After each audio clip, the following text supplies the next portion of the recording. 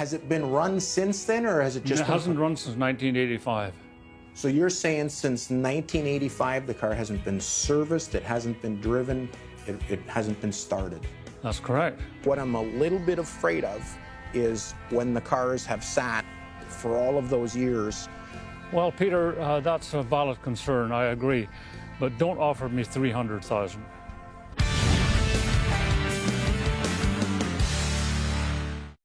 There's a fella that finds some cars for me, and he was telling me about an 81 Boxer, so that's the last of the carbureted cars.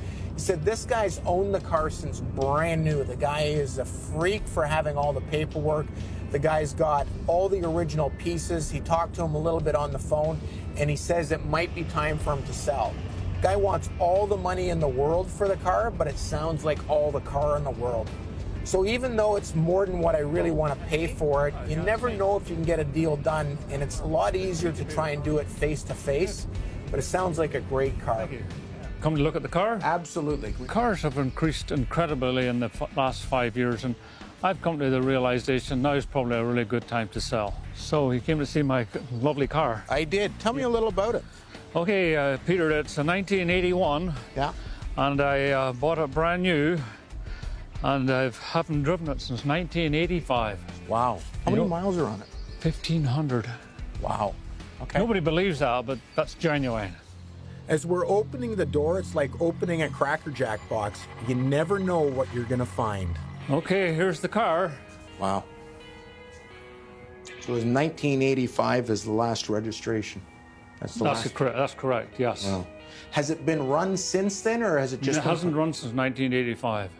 So you're saying since 1985 the car hasn't been serviced, it hasn't been driven, it hasn't been started? That's correct. Yeah. So is it okay if I just open the doors, the back bonnet, the front, and just have a look at everything? Yeah, please do. Please look it over carefully. Okay, thank you. I'm always leery when a guy says he's got a car with 1,500 miles on it. When I looked at the interior and peeled back the cocoa mats, the carpets were like brand new. The seats were as good as you get in a car like that. As I opened the back to look at the engine, it's exactly what I was expecting. Nobody's ever been in there. Nobody's ever monkeyed with anything. I mean, it had some paint peeling here and there, but every hose clamp was original. The car was in spectacular original condition. As I look at the rear suspension and the exhaust, yes, there's some very minor surface rust, but it's exactly what I want to see. As I open the front bonnet, again, the original spare is there, all the original undercoating. The weather strip is peeled off a little bit, but all the original glue is there. Nobody has ever been in the front either. The foam on the hood has fallen off that seals against the radiator, but other than that, it's in perfect condition.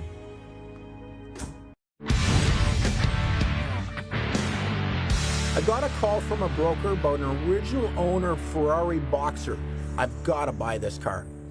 Say a nice car. Yeah, I've got the paperwork here. When I air freighted the car from Europe, and also the manual for the car. So you can look that over. Yeah, car's a great car. It looks. Anything else that you can tell me about it? Yes, you should. I want to make aware of the fact that the car has been federalized, and I have still all the original parts that have been put aside. So the car, every part on the car is original. We talked about the price, and he said he'd like to get somewhere over $400,000. The market's definitely been on the move, but in the last year, it's also cooled off a little on Boxers, and they did build a lot. But this is probably the best one I've ever seen. That's great. The price we talked about, you're around 400? Well, I'd like to get a bit more than 400. It's going to need a major service no matter what. So that's going to be, $10,000, $15,000, depending on, Ferrari dealer. They'll go through it and they'll see what it needs. I guess part of the problem, and I love the condition, I love the mileage, and the fact that you're the original owner and have all the paperwork. What I'm a little bit afraid of is when the cars have sat for all of those years. Well, Peter, that's a valid concern, I agree. But don't offer me $300,000. And fair enough. I mean, we all know the prices have gone from, $100,000 to $300,000 or $400,000, and You know, is the market going to stop here? Is it going to pull back? Is it going to continue to go? It's all a crapshoot. What if we did something at $350,000, and that leaves me some room and, you know, a possibility of making some money? Well, Peter, I wanted a bit over 400. You've got to come up a bit yet. Okay. I don't think you're wrong. The problem is you're at a retail number, which you should be. But for me to sell the car, I have to do the service. I can't sell it not running and driving. So I'm going to spend the money there, and I want to make some profit on it. And I truly believe to get a deal done on the other end, I'm going to ask $395 for the car, just under $400,000. So you're not wrong, but if you do the math backwards and say, I got to make a little bit of money, I have to do the service, and I have that wild card in there. So at the end of the day, I'm really doing it for about 10%. Okay, well, I see your point. Maybe we can make a deal and can we meet in the middle on this? Again, I don't think there's any profit, but what I will do is we'll do a clean, quick deal. I'll wire the money into your account. I'll have the truck pick it up. They'll help you get it out. You don't have to touch it. You don't have to clean it. You don't have to get it running. It's a simple, easy deal. I agree, yeah. Well, okay, let's make a deal. Perfect. Appreciate it. Thank you. Glad you got the car. No, I appreciate it. I find a lot with guys that are getting a little older, they just don't want the grief. They don't want a bunch of people walking through their places. They don't want to have to show a bunch of different guys the cars, and they certainly don't want tire kickers. So my whole MO is make their life simple. Wire their money into the account, get the car out of their garage with as little fuss as possible. The fact that Peter said that he would take the car the way it is and I wouldn't have to do any servicing, also that he would pay for the shipping and have it shipped, and that's what's really important to me because I'm just a bit stretched for time as well. So these are things that really helped me come to making a deal with Peter.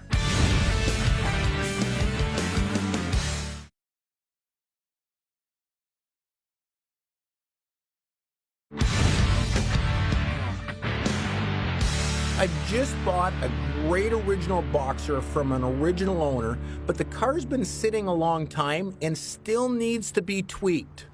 When we're detailing these super original cars, we have to take a little bit of a different approach.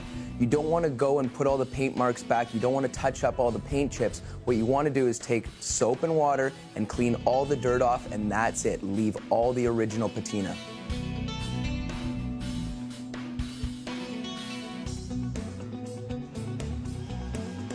In this day and age, we know that the factory paint on these cars was not perfect.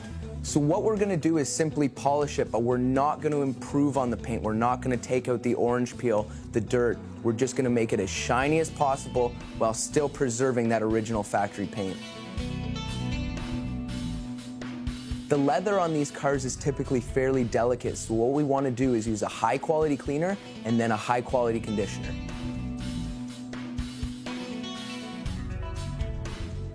Took the car in and had a major service done on it, and Kaylee did a great job of cleaning it up. But before it goes, I should really drive it and make sure everything works on it and it's not going to surprise anyone. Poor me.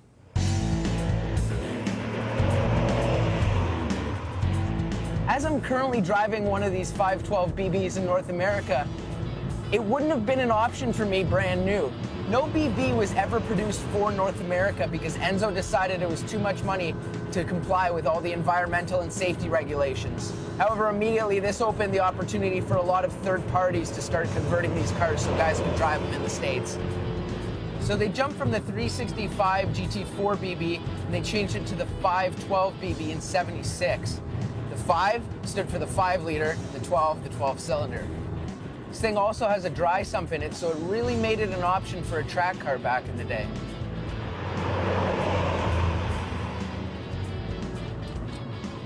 Well, it certainly pulls. And why wouldn't it? 360 horsepower coming out of a flat 12 Boxer engine sitting right over the rear wheels. A first for Ferrari in production cars. What a treat. I mean, such smooth power, mid-engine car.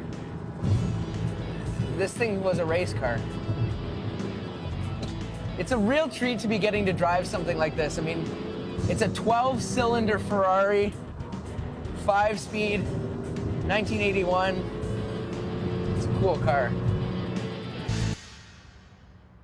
I've known Bill Wallace for 25 years. He's a local dealer that's added a bunch of dealerships to his network, and now he has a leasing company, and occasionally he has some customers that are looking for some vintage exotics.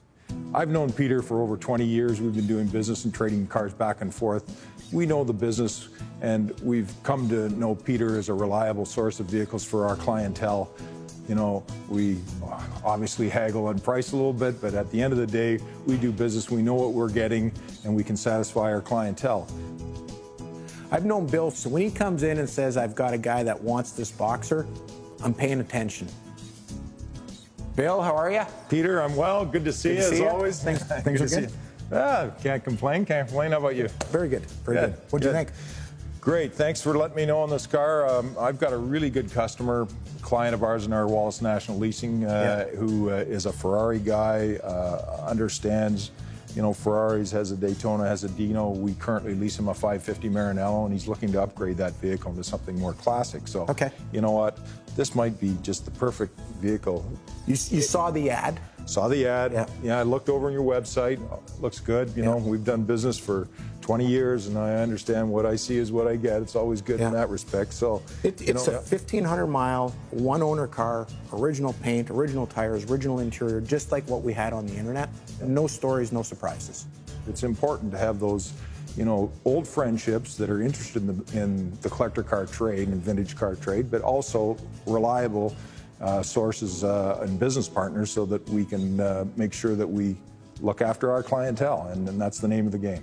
Great. You know what? This client is a really good guy. He knows his Ferraris. He knows he's been to Cavallina with vehicles. He's really looking for something unique. He's had this 550, only 6,500 miles approximately on the vehicle. So he wants to trade that in? I think he wants to trade that in. So we currently lease it to him. So we would trade it in, work a deal, and let's work some differences and see what we can do. But, you know, I'm really impressed with the car. Like any good car dealer, it's not going to be a straightforward deal. There's going to be at least one back and forth. It just depends how much his customer wants the car.